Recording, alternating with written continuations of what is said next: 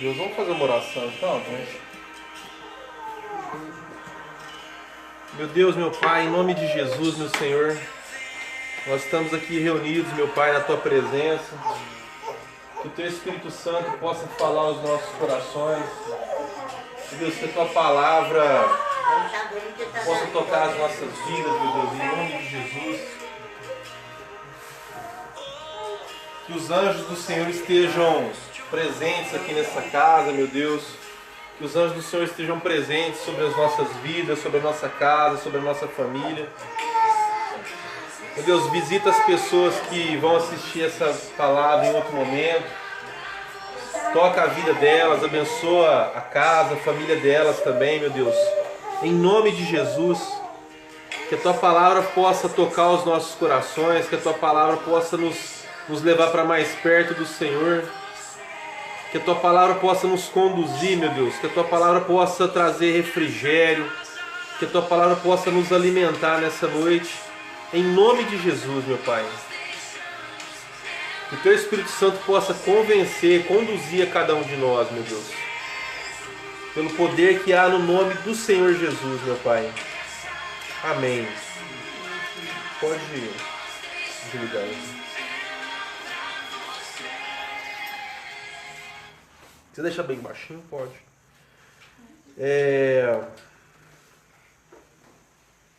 Evangelho de João.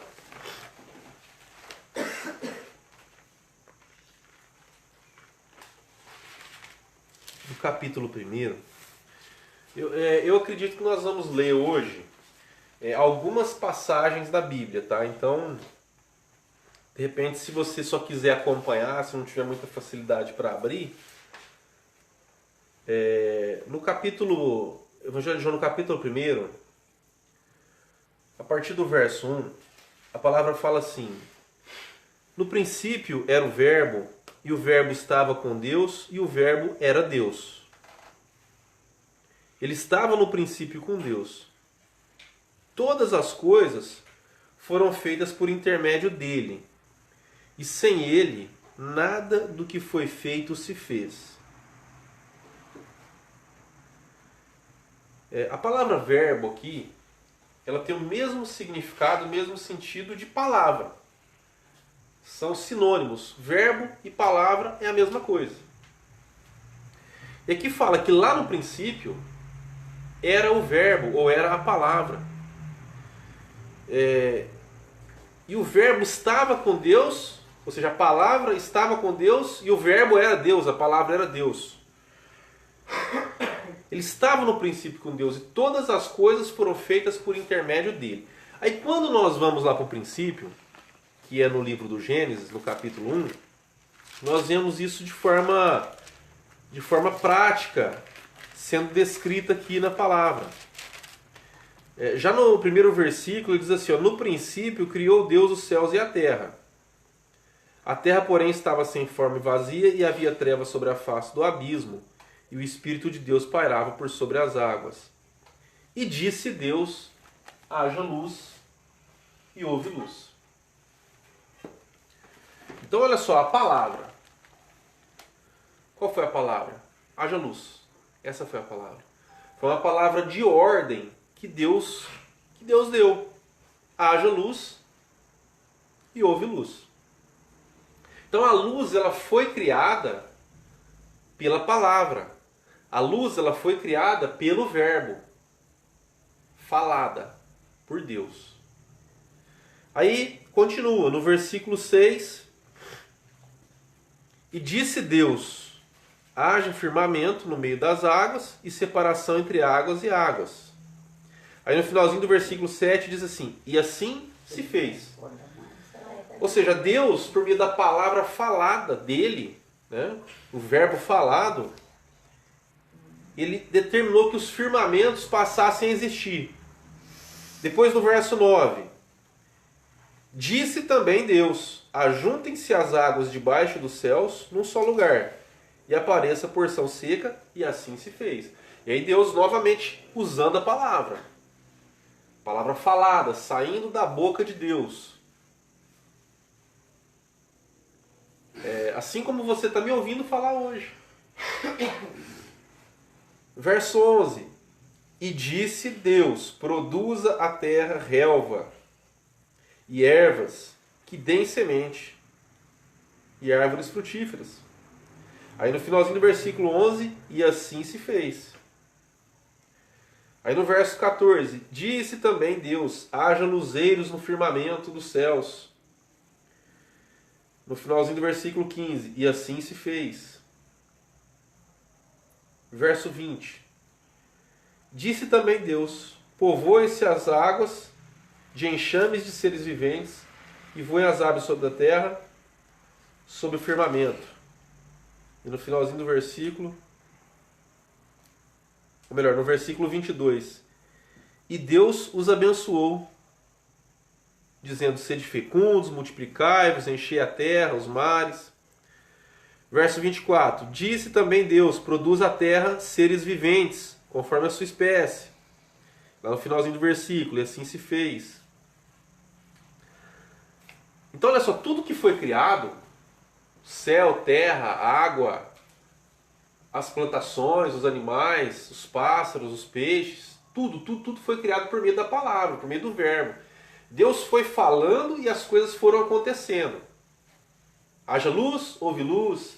Apareça aí uma separação entre as águas que estão em cima do firmamento e as águas que estão embaixo do firmamento. Ajuntem num só lugar essas águas. Apareça a porção seca. E Deus foi fazendo tudo isso por meio da palavra.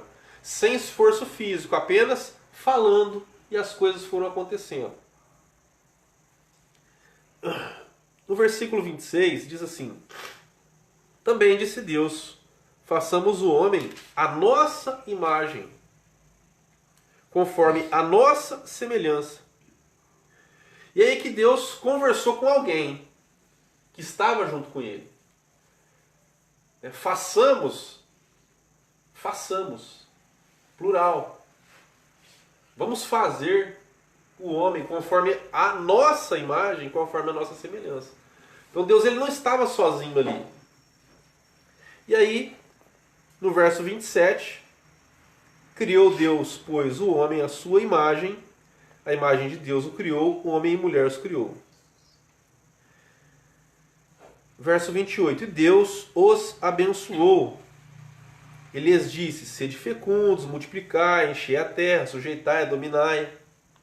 Verso 29, e disse Deus, eis que vos tenho dado todas as ervas que dão semente, e se acham na superfície da terra, e todas as árvores em que há fruto, que dê semente. Isso vos será para mantimento. Então olha só, Deus fez o homem também, a imagem dele, e nós temos assim um pensamento em relação, todos nós já ouvimos falar sobre a Santíssima Trindade, Deus Pai, Deus Filho, Deus Espírito, que é um só Deus, porém manifesto de três formas diferentes, de três formas distintas. E Deus falando ali com o Filho, que era a própria palavra, falando com o Espírito Santo, que era o poder dessa palavra. Olha, vamos fazer um homem conforme a nossa imagem, conforme a nossa semelhança. Que esse homem tenha domínio sobre tudo que nós criamos. E todas as ervas, todas as árvores frutíferas, isso vai servir para alimento de vocês. Então, quando Deus criou o homem para ser vegetariano. Aqui o homem só podia comer vegetal. Deus falou, ó, aqui no verso 29, eis que vos tenho dado todas as ervas que dão semente e que se acham na superfície de toda a terra, e todas as árvores que há fruto e que dê semente. Isso vos será para mantimento. Deus colocou o homem lá no jardim do Éden e falou para ele, olha, pode comer livremente de tudo aí, só dessa árvore que está no meio do jardim que você não deve comer.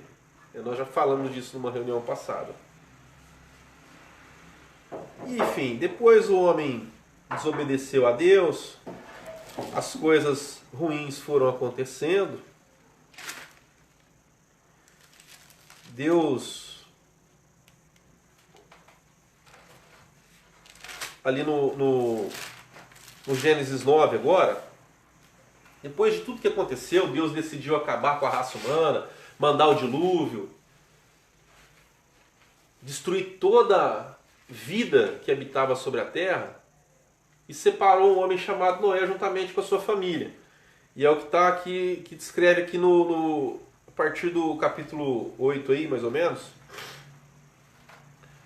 Aí no 9, depois que as águas do dilúvio se baixaram, né? Eles saíram da arca, se depararam com aquela terra. Aí no versículo 3, Deus disse assim para Noé: tudo o que se move e vive, ser-vos-á para alimento. Como vos dei a erva, tudo vos dou agora. Então olha aí. Aí agora Deus permitiu que ele comesse animais. O homem, nós, descendência de Adão, descendência de Noé. Então quando Deus criou o homem ali, no Jardim do Éden, era para ele ser vegetariano, comer apenas as plantações. Depois de toda a dinâmica do que aconteceu, do pecado, das coisas ruins, da desobediência, da maldade que se multiplicou, Deus decidiu acabar com tudo. Separou uma família, Noé e os seus filhos. Um casal de cada espécie de animal. Entraram para a arca. Veio o dilúvio. Quando as águas do dilúvio baixaram, toda espécie de ser vivo na terra havia morrido. Sobrou quem? Noé, a esposa, os 3 filhos, as 3 noras e um casal de cada espécie de animal. Saíram da arca, se depararam com a terra agora sozinha para eles. E aí nesse momento Deus abençoou Noé e falou para ele: olha, antigamente o alimento de vocês era só aquilo que a terra produzia. Agora não, agora vocês podem comer inclusive animais também. Tudo que se move e vive, ser-vos-á para alimento. Como vos dei a erva verde, tudo vos dou agora. E aí Deus dá uma recomendação.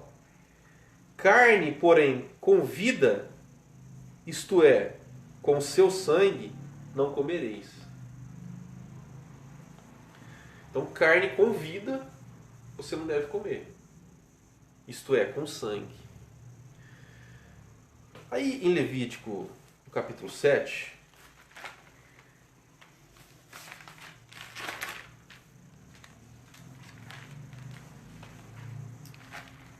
no verso 26 e 27, Deus diz assim, ó: não comereis sangue em qualquer de vossas habitações, quer de aves, quer de gado. Toda pessoa que comer algum sangue será eliminada do seu povo. Então, Deus deu essa recomendação. Não devemos comer carne com sangue. Por quê? Lá em Noé, para Noé, ele diz que o sangue é o que? É vida. E nós sabemos que isso é verdade, né? Se alguém decide se matar, corta os pulsos, o sangue vai sair do corpo daquela pessoa e vai chegar um momento que ela vai morrer. Então o sangue é a vida. E aí Deus deu essa recomendação: olha, vocês podem comer, mas a vida, que é o sangue, dele vocês não devem comer.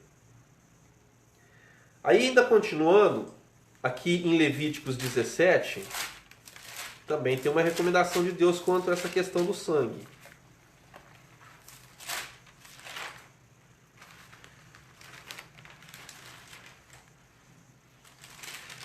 Levítico 17, verso 10.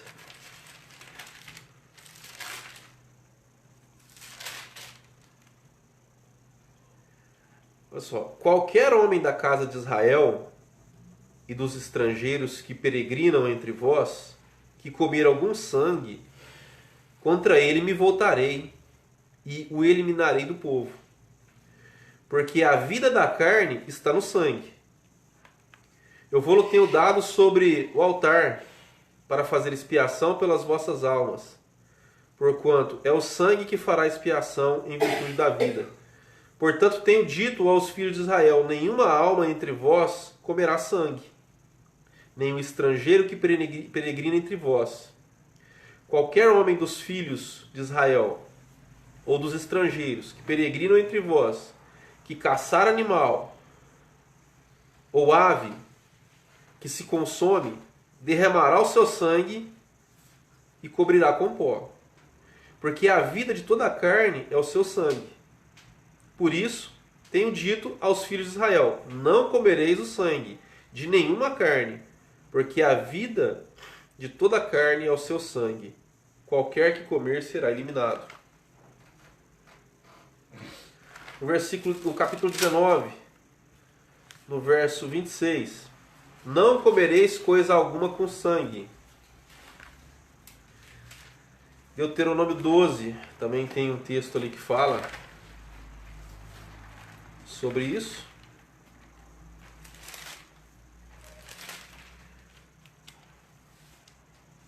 Deuteronômio 12, 16. Tão somente o sangue não comerás, sobre a terra o derramarás como água. No verso 23, ainda do capítulo 12. Somente empenhe-te em não comeres o sangue, pois o sangue é a vida, pelo que não comerás a vida com a carne. Não comerás a vida com a carne, não comerás o sangue com a carne, né? E ainda em Deuteronômio, capítulo 15 agora, no verso 23, somente o seu sangue não comerás, sobre a terra o derramarás como água. Então olha só, estou lendo todos esses versículos aqui que falam sobre isso, até um pouco, né? Fala, poxa, vamos para frente, né? Vamos seguir em frente aí. Para deixar claro para nós que a vida da carne, ela está no sangue. Então o que deixa os seres vivos aí, nós, os animais, vivos, é o sangue que está dentro deles.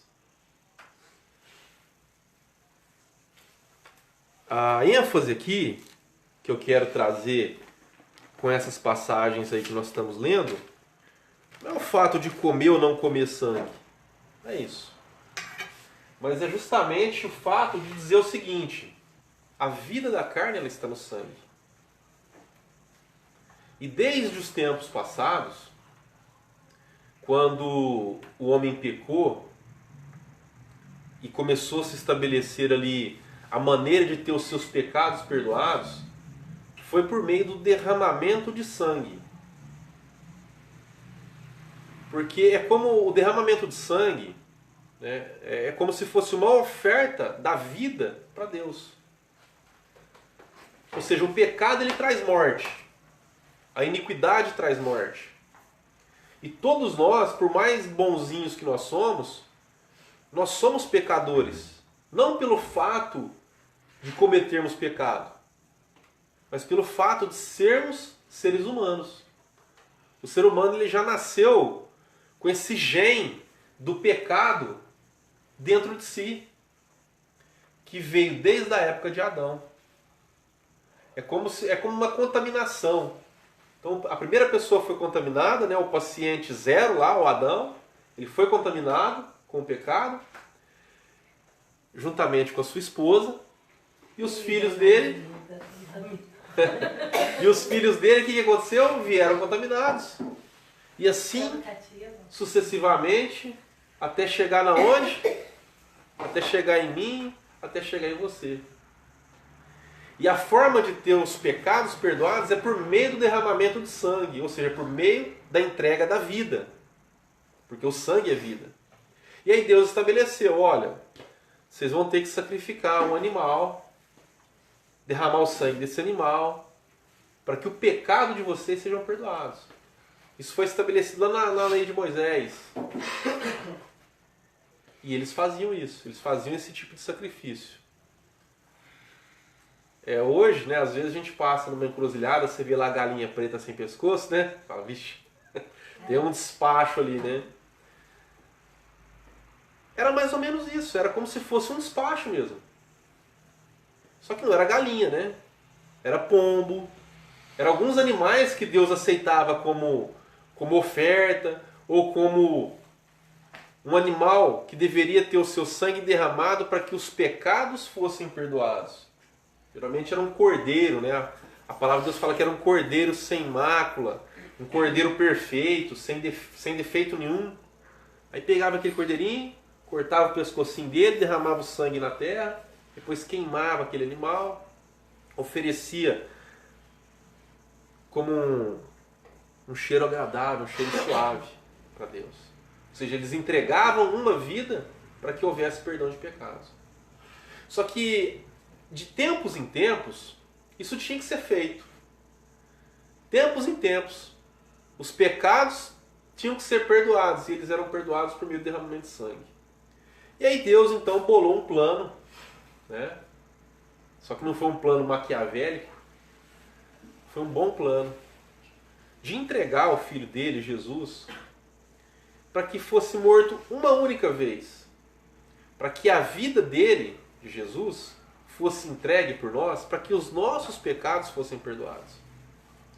Então a vida de Jesus, o derramamento do sangue de Jesus, entregue por nós, para que aquela contaminação do pecado que habita as nossas vidas e que habitou a vida dos nossos antepassados e que vai habitar a vida dos nossos filhos, nossos netos, assim, geração por geração, porque essa contaminação está em nós. E através do derramamento do sangue do Filho de Deus, de Jesus, a vida dele entregue por nós, essa corrente, ou essa contaminação, ela seria o quê? Neutralizada no mundo espiritual. Então o fato de Jesus ter morrido por nós e ter derramado o sangue dele, foi a coisa mais importante que Deus fez pela vida do ser humano, pela minha vida e pela vida de cada um de nós. Porque hoje, quando eu, por meio da fé, creio, acredito, desejo e quero isso que eu estou falando, automaticamente aquilo que Jesus fez me beneficia, me deixando na presença de Deus como alguém santo, mesmo que eu venha cometer pecados. Mesmo que eu venha errar, mesmo que eu venha pecar, mesmo que eu venha mentir. Por quê? E outros tipos de pecado, né? Existe, sei lá, infinitamente. Cada dia o povo comete cada barbaridade, né? Que a gente fica até espantado. E pecado é pecado, não importa o que seja. O sangue de Jesus alcança todos. Não existe nada, nenhum tipo de pecado, seja esse que nos contaminou desde a época de Adão, ou aquele que nós fazemos no dia a dia, todos eles são alcançados por aquilo que Jesus fez por nós. E aí aqui no Evangelho de João, quando fala que o Verbo estava com Deus, o Verbo era Deus, todas as coisas foram feitas por intermédio dele, nada do que foi feito se fez.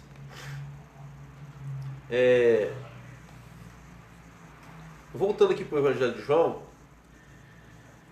no verso 10 ele fala assim: e o Verbo estava no mundo, o mundo foi feito por intermédio dele, mas o mundo não o conheceu. Aí no verso 12 fala assim: mas a todos quantos o receberam, deu-lhes o poder de serem feitos filhos de Deus, a saber, os que creem no seu nome, os quais não nasceram do sangue, nem da vontade da carne, nem da vontade do homem, mas de Deus. E o verso 14 ele é importante, ele diz assim: e o Verbo se fez carne e habitou entre nós, cheio de graça e de verdade, e vimos a sua glória, glória como a do unigênito do Pai. Então Jesus, o Verbo, a palavra de Deus, a vontade de Deus expressa por meio de palavras, lá desde o início do Gênesis, da criação, Deus em um momento pegou essa mesma palavra que foi determinada para criar todas as coisas que existem, fez com que essa palavra se transformasse em carne, e essa carne veio em forma humana, Jesus, carne, osso, cabelo, suor, dente, lágrima, e o mais importante, sangue, porque o sangue é vida, e Jesus era vivo.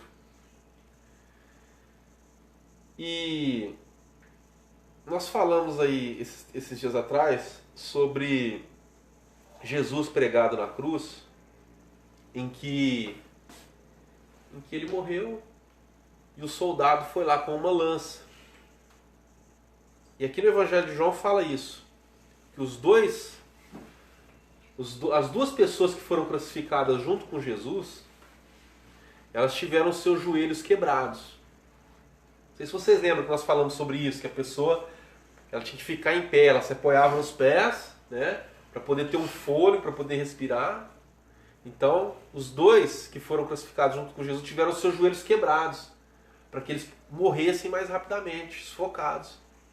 Jesus não. Quando eles foram ver, Jesus já estava morto. Não porque ele morreu por debilidade, ou porque não conseguiu e não tinha tanta resistência como os outros dois. Ele morreu porque ele se entregou. Foi uma entrega. A palavra fala assim que Jesus, quando estava pregado naquela cruz, e na medida que todo o pecado da humanidade, os nossos pecados foram lançados sobre ele, e o sangue dele já vertia dele, das dilacerações, por meio das chicotadas, por meio daquela coroa de espinho, o sangue dele já estava sendo derramado por nós. E quando todo o pecado da humanidade foi lançado sobre ele, que ele disse, Deus meu, por que me desamparaste? Por que me abandonaste? Por que eu estou aqui sozinho, né? Não foi uma pergunta para buscar uma resposta de Deus, como muitas vezes nós fazemos, né? Porque quando acontece algo de ruim, a gente fala assim, mas por que, Deus? Por que, né? Quando a gente perde um ente querido, queremos buscar uma resposta. Esse porquê de Jesus não é buscando uma resposta. Jesus já sabia que haveria essa separação entre Deus e ele, naquele momento em que todo o pecado da humanidade estava sobre ele. Foi mais ou menos como um desabafo e não como um questionamento. E aí, quando o pecado, o último pecado, né, a última gota de pecado foi lançada sobre Jesus, ele disse assim, ó, está consumado. Nas tuas mãos, Senhor, eu entrego o meu espírito. E expirou. Deu o último suspiro de vida. Isso é maravilhoso.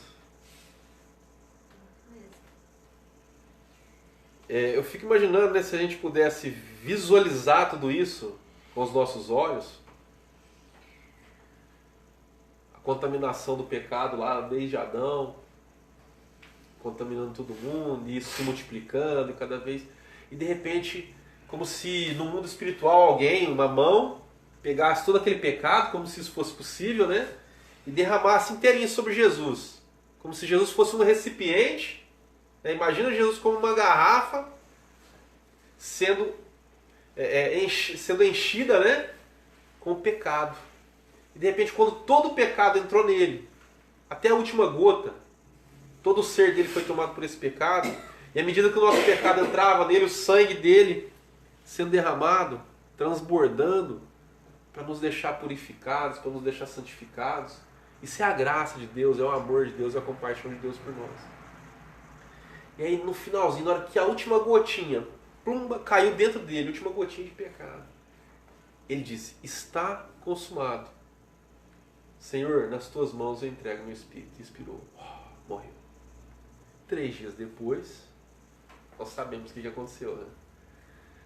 O pessoal foi lá, as mulheres, logo cedinho, falou assim, vamos lá no túmulo lá, preparar, colocar ervas cheirosas, né? Chegou lá, cadê o corpo de Jesus? Não tinha corpo. E eles ficaram assustados, né? Quem foi que roubou o corpo de Jesus? Mas ninguém roubou, né? Ele ressuscitou. Ele está vivo. Olha só, antes disso tudo acontecer,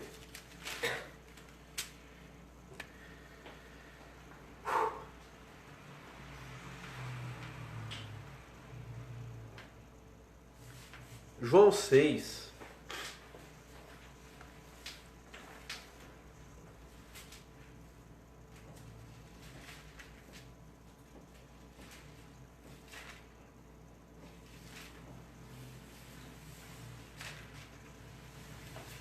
fala sobre Jesus ter multiplicado os pães e os peixes. 5 pães e 2 peixes alimentou 5.000 homens. sem incluir as mulheres e as crianças. 5.000 homens comeram. Depois recolheram ali os pedaços que sobraram, 12 cestos cheios de pão, de pedaço de pão. Pão de cevada. Esse pão do que é? De trigo. De trigo. O que Jesus multiplicou foi o pão de cevada.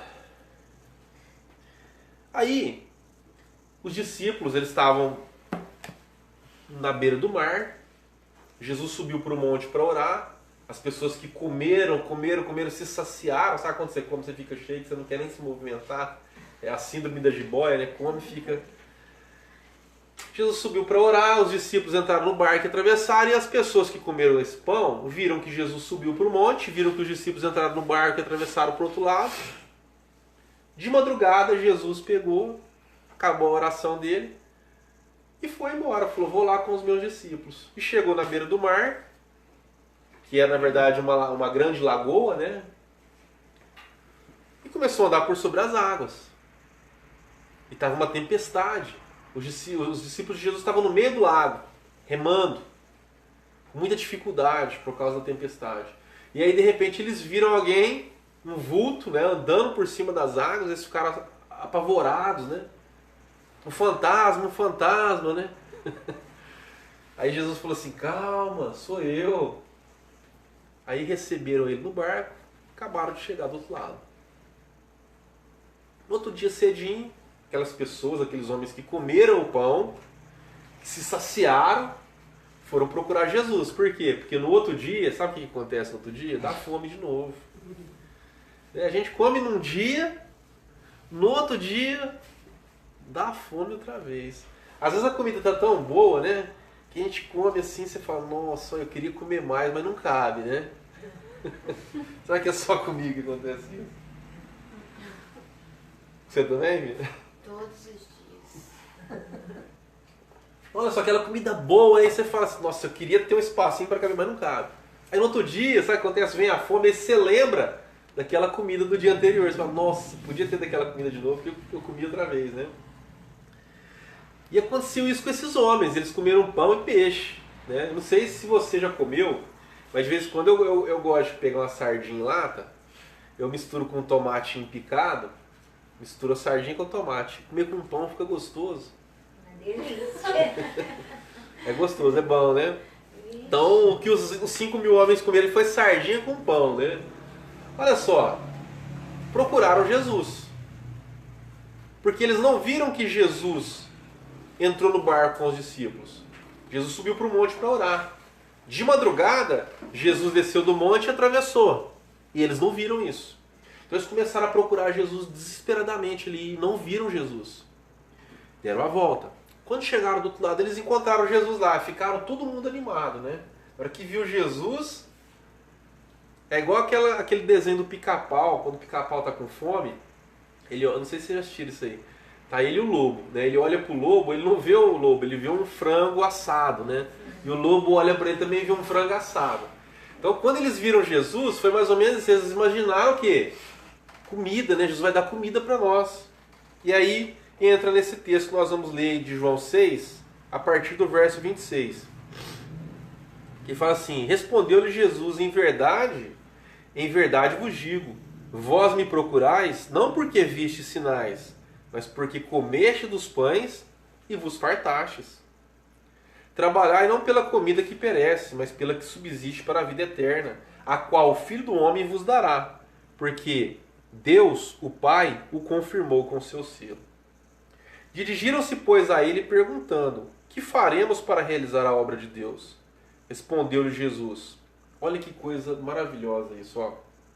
A obra de Deus é esta, que creiais naquele que por ele foi enviado. Então assim, a gente escuta as pessoas falando, estou fazendo a obra de Deus. Eu estou fazendo a obra de Deus. Aí você vê essas pessoas, na verdade não estão fazendo nada, estão fazendo qualquer outra coisa menos a obra de Deus. Porque a obra de Deus, segundo Jesus, é uma coisa só. É crer naquele que foi enviado. Quem é que foi enviado? O próprio Jesus. Então a obra de Deus, o que é a obra de Deus? É crer em Jesus. É ter fé naquilo que Jesus fez por nós. E o que Jesus fez por nós? Entregou a vida dele, derramou o sangue dele, para que os nossos pecados fossem perdoados. A carne de Jesus foi dilacerada, foi rasgada, foi mutilada, para que nós tivéssemos saúde. É tremendo isso. Então a obra de Deus é essa, é crer. Simplesmente crer. Isso é a obra de Deus. Então todos nós que estamos aqui, e você que está assistindo, está acompanhando pela live, e que vai assistir depois, fazer a obra de Deus é simplesmente crer. Mas não é crer em qualquer coisa, é crer em Jesus. Crer que o que Ele fez por nós é o suficiente. Isso é graça. É aproveitar a graça. A definição de graça significa favor imerecido. É um favor que eu não mereço. Eu não merecia o que Jesus fez por mim. Só que por amor Ele fez. Isso é graça. Eu não merecia, mas Ele fez. E é de graça. Eu não preciso pagar por isso. Eu não tenho que fazer nada, a não ser o quê? Crer. Então, o povo inventa, né? O povo inventa mil e uma historinha para prender as pessoas. E nós não precisamos de nada disso. Nós precisamos crer, simplesmente. É simples. É simples assim. Não tem muita história.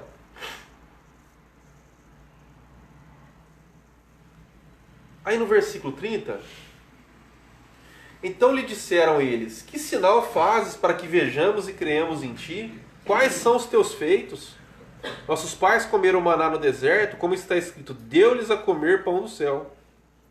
Porque maná é o seguinte, quando o povo, lá atrás, muitos anos atrás, eles foram libertos do Egito, o povo de Israel, eles tinham uma promessa de Deus que eles herdariam uma terra, que é a terra prometida, uma terra que produzia leite e mel, a terra que mana leite e mel, a terra próspera, abençoada, que seria a terra deles. Porém, para eles chegarem nessa terra, eles tinham que atravessar um deserto.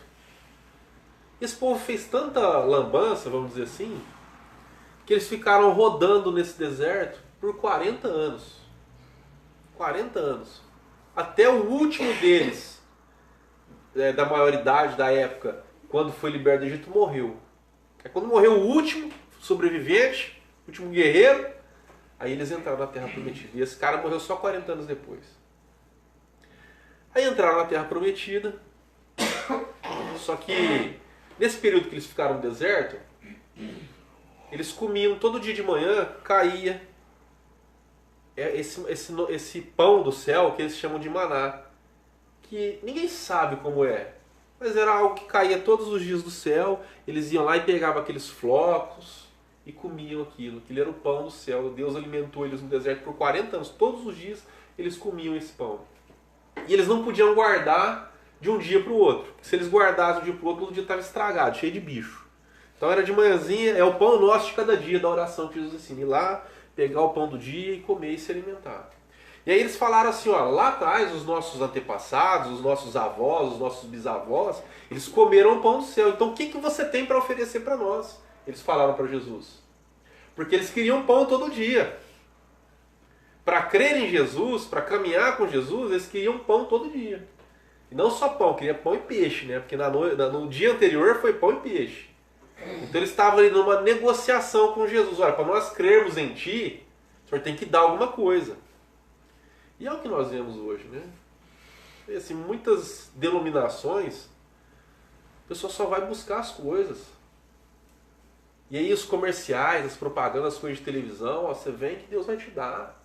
Faz o voto de fé, fogueira santa, não sei o quê, sabe? É a mesma negociação que o pessoal estava fazendo com Jesus aqui, ó. E aí, nossos pais comeram maná no deserto, como está escrito, deu-lhes comer o pão do céu.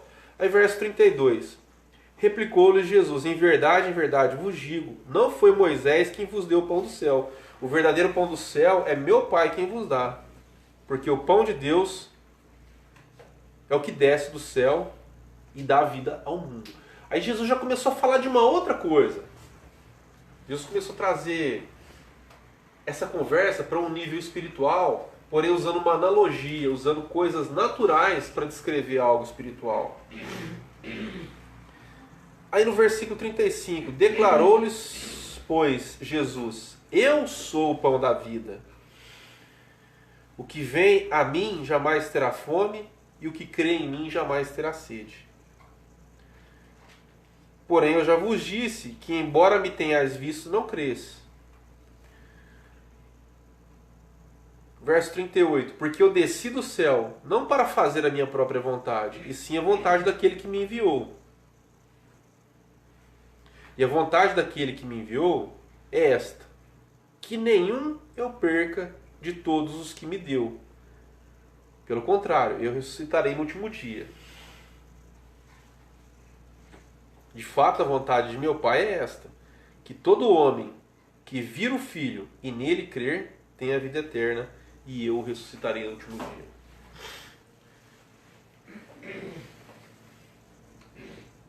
dia. Hoje, Jesus ele está presente aqui por meio do Espírito Santo, por meio da palavra.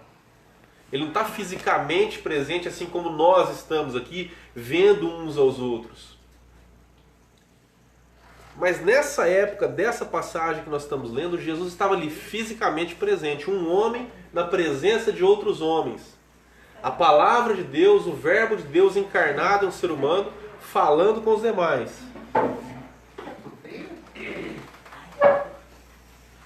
Aí no verso 41 fala assim: murmuravam, pois, dele os judeus, porque dissera: eu sou o pão que desceu do céu.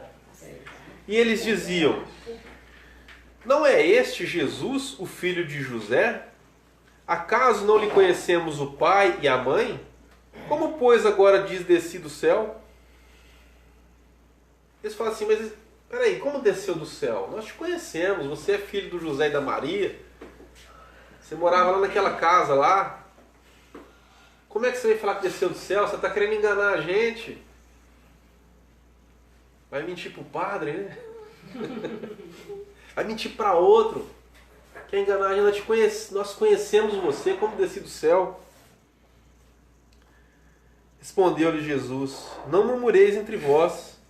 Ninguém pode vir a mim se o Pai que me enviou não o trouxer. E eu ressuscitarei no último dia. Aí, no versículo 48, ele fala de novo: eu sou o pão da vida. Vossos pais comeram maná no deserto e morreram. Este é o pão que desce do céu, para que todo o que nele comer não pereça. Aí do verso 51 em diante, ele fala assim: eu sou o pão vivo que desceu do céu. Se alguém dele comer, viverá eternamente. E o pão que eu darei pela vida do mundo é a minha carne.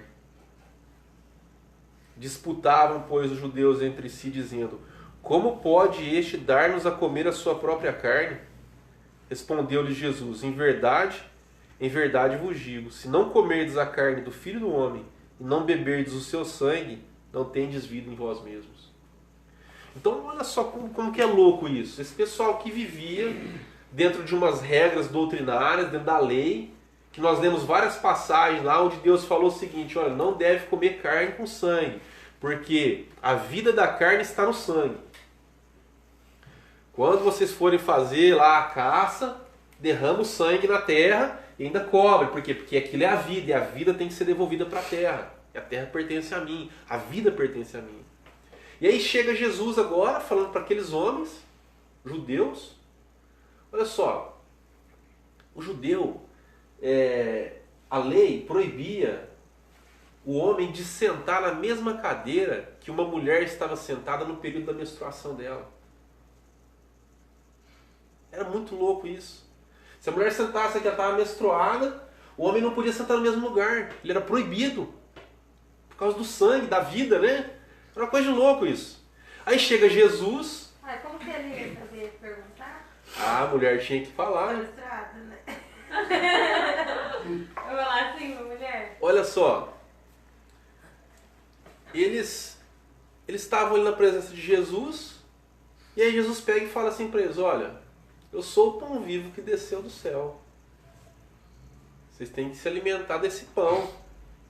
E o pão que eu dou pelo mundo, em favor do mundo, é a minha carne. E vocês têm que comer a minha carne e beber o meu sangue. Nessa hora, os caras ficou louco. Negativou. Não, ficou louco. E hoje não é diferente. Eu fico imaginando Jesus hoje. Olha só, Jesus chegou uma vez no templo, porque o templo era um lugar de sacrifício. Então as pessoas iam para lá para sacrificar, matar animais, para ter perdão de pecados, levavam ali os seus dízimos, e os dízimos não era dinheiro, eram as criações, era 10% das criações que eles tinham em sacrifício. Entregar a vida, matar, cortar o pescocinho, derramar o sangue, isso aqui pertence a Deus. Ofertas e sacrifícios e perdão de pecados. E Jesus chegou no templo um dia, tinha uma galera vendendo pomba, porque, por exemplo, alguém vinha de longe para sacrificar no templo. Ao invés dele trazer o animalzinho lá de longe que ele tinha que trazer para sacrificar, lembra que é uma época que não tinha energia elétrica, não tinha água encanada, não tinha asfalto, não tinha veículo motorizado.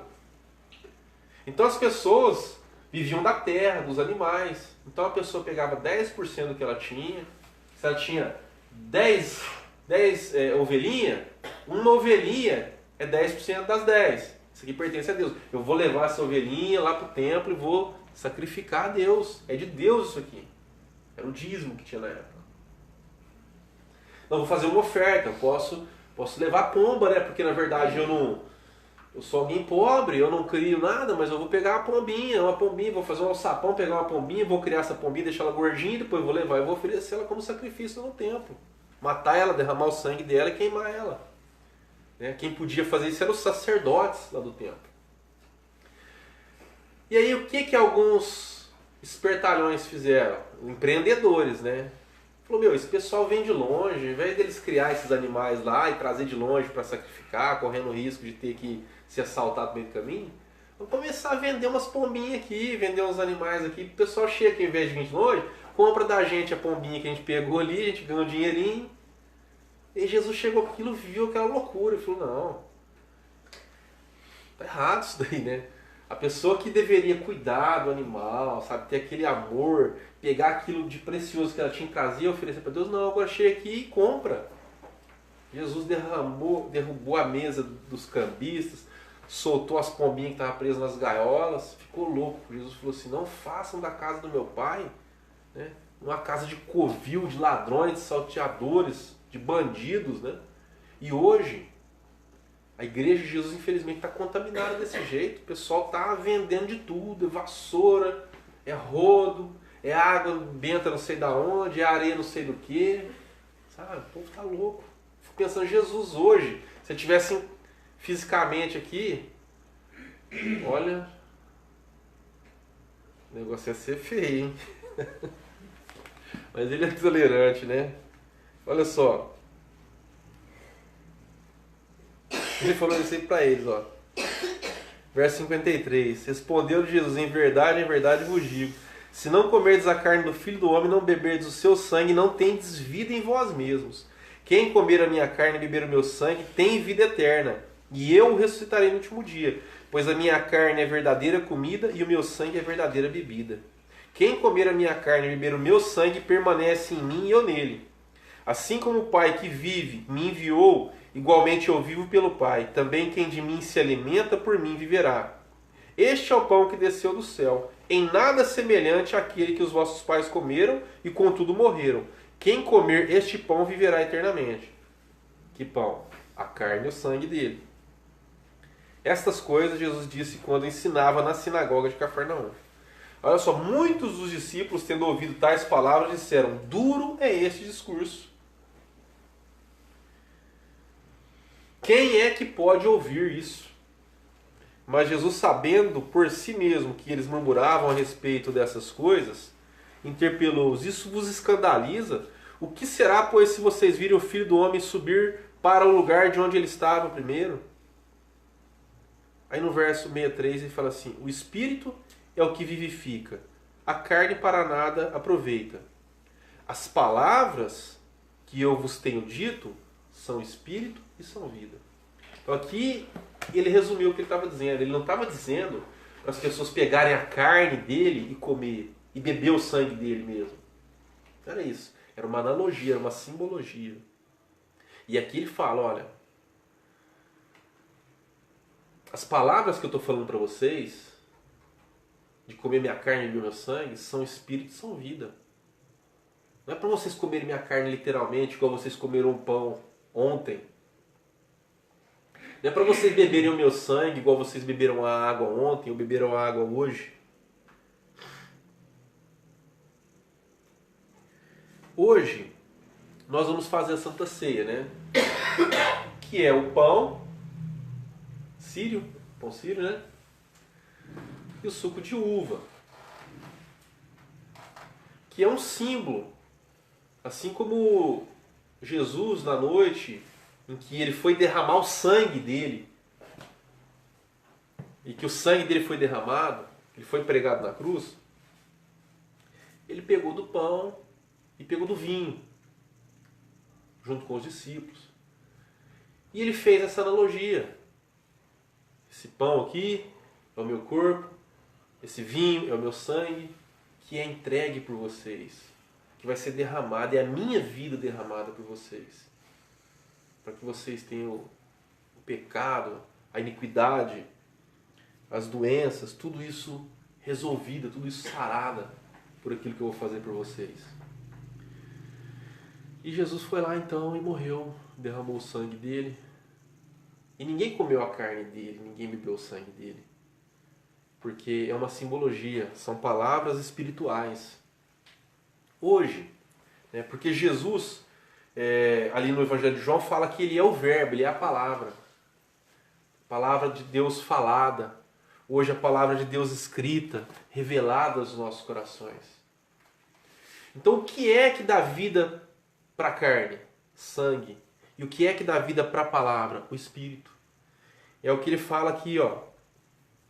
Verso 63. O Espírito é o que vivifica, a carne para nada aproveita. As palavras que eu vos tenho dito são Espírito e são vida. Então quando eu pego a palavra,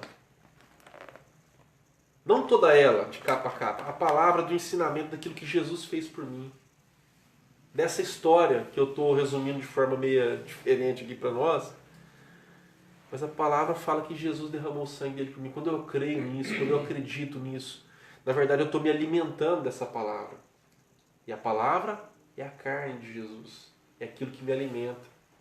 Mas só a palavra não traz vida em mim, só a palavra. Essa palavra tem que ser vivificada dentro de mim, por meio do Espírito Santo.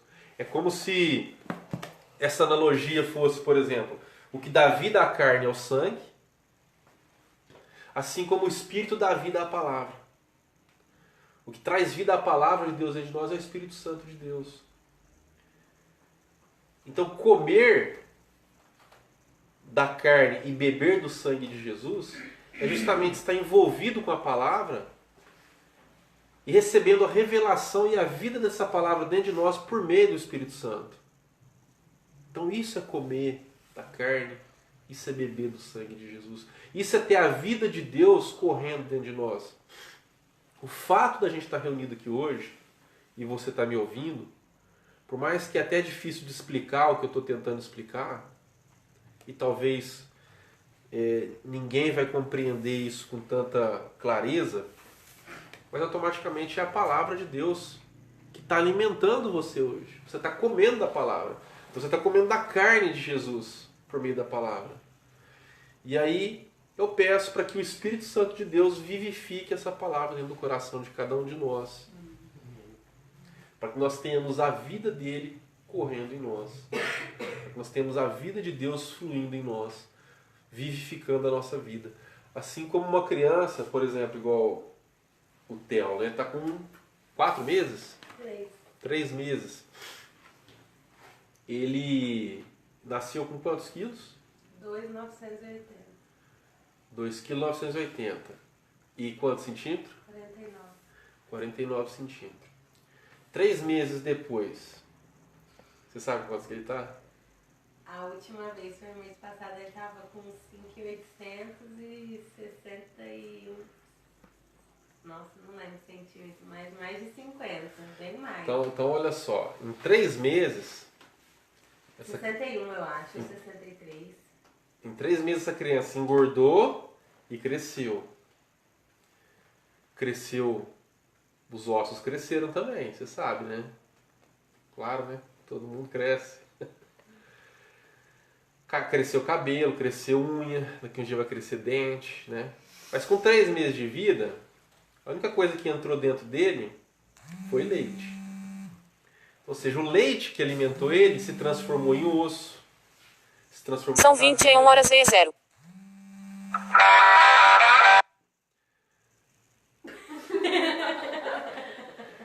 Se transformou em cabelo, fez ele crescer, né? Então o alimento dele faz ele se desenvolver. Assim como esse alimento espiritual faz com que nós venhamos a desenvolver espiritualmente também. Então, se alimentar de Jesus, se alimentar da palavra, do verbo, recebendo a vida por meio do Espírito Santo, isso faz com que eu cresça espiritualmente, faz com que eu me desenvolva espiritualmente. Assim como uma criança que só se alimenta de leite e cresce, nós também, o apóstolo Paulo fala que nós devemos desejar o verdadeiro leite espiritual, que são as palavras de vida vivificadas pelo Espírito Santo dentro de nós. E quando nós ouvimos a palavra e nós colocamos ela em prática, né, é mais uma maneira de nós nos alimentarmos daquilo que a própria palavra fala. E o fato de nós participarmos da Santa Ceia é justamente a prática de um dos ensinamentos que o Senhor traz para nós, que é fazer isso em memória de mim. Todas as vezes que comerem do pão, todas as vezes que beberem do cálice, vocês estarão anunciando a minha morte. Ou seja, lembrando de tudo isso que Jesus fez por nós e anunciando a volta dele em algum momento depois. Então, o fato de nós participarmos da ceia é uma obediência àquilo que a própria palavra dele nos ensina, aquilo que ele deixou para que nós viéssemos a fazer, nos lembrando que ele derramou até a última gota de sangue dele por cada um de nós, para que nós estivéssemos hoje sendo vistos por Deus como pessoas justificadas, santificadas, redimidas, remidas de tudo aquilo que antes habitava o nosso ser, que é aquele pecado original lá do primeiro Adão, né? Do paciente zero, do paciente X, né? Que foi contaminado pelo pecado. E nós hoje, então, por meio daquilo que Jesus fez, somos justificados na presença de Deus. Amém? Eu queria convidar você a fechar os teus olhos, vamos fazer uma oração e já já a gente vai...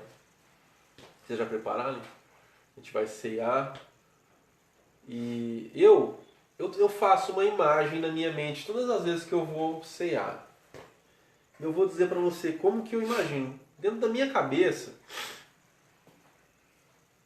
eu me imagino na presença de Jesus.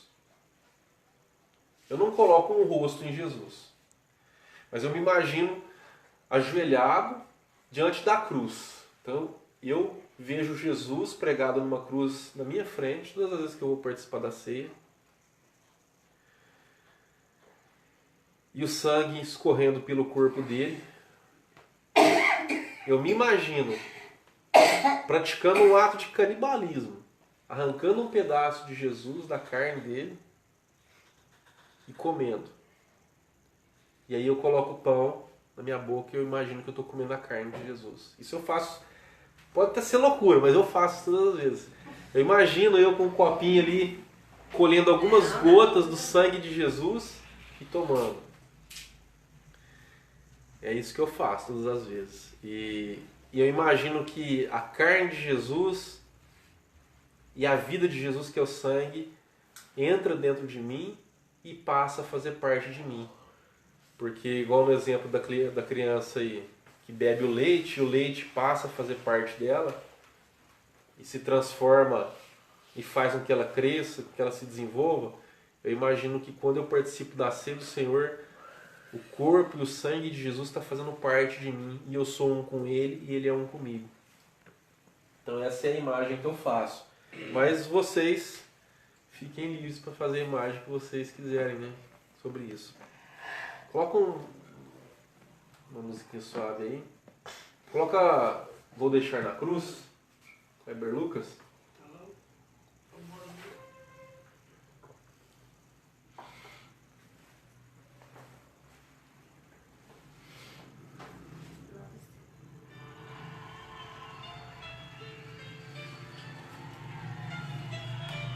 Amém. Meu Deus, em nome de Jesus, meu Pai, a Tua palavra, nós lemos bastante da Tua palavra hoje, comentamos alguma coisa, e é difícil até comentar algo nesse nível, dessa complexidade, meu Deus, de transmitir, de tirar de dentro de mim, transformando isso em palavras para que as pessoas entendam. Mas aonde a minha deficiência, a minha falta de habilidade, a minha falta de entendimento, de compreensão, aonde ficou perdido alguma coisa, que o Teu Espírito Santo venha complementar, que o Teu Espírito Santo venha completar dentro do entendimento de cada um. Que o Teu Espírito Santo possa vivificar essa palavra, e não só essa, mas todas as palavras que nós recebemos, que nós entendemos e que nós buscamos do Senhor, meu Pai.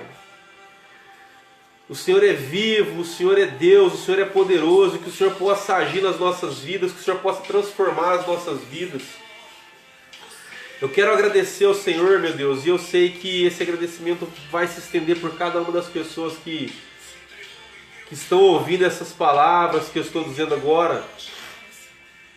Que o Teu Espírito Santo possa nos conduzir a toda a verdade, nos levar a mais perto de Ti, meu Pai.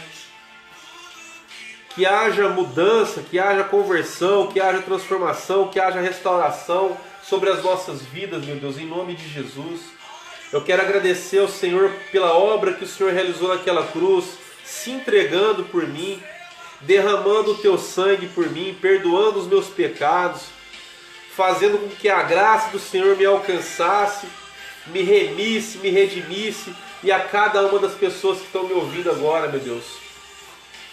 Eu quero agradecer ao Senhor por tudo aquilo que o Senhor tem feito pelas nossas vidas, meu Deus, e pela nossa casa, pela nossa família, pelo nosso trabalho, por tudo aquilo, meu Deus, que se envolve com a nossa vida, meu Pai. Eu te agradeço em nome de Jesus, meu Deus. Que o Senhor também possa abençoar todas as pessoas que estão nos assistindo, que estão nos vendo, aquelas que vão assistir no momento posterior. Que o Senhor abençoe a cada uma delas, que o Senhor abençoe a casa delas, a família delas. Em nome de Jesus, os planos, os projetos, os sonhos, os trabalhos, que haja prosperidade nas nossas vidas, meu Deus. Em nome de Jesus, meu Pai. Em nome de Jesus. Você que se sentir à vontade, pode comer do pão, beber do cálice. É saúde para o teu corpo, é vida para você, saúde para mim, é vida para mim. Em nome de Jesus. Amém. Deus abençoe a sua vida. Beijo no coração.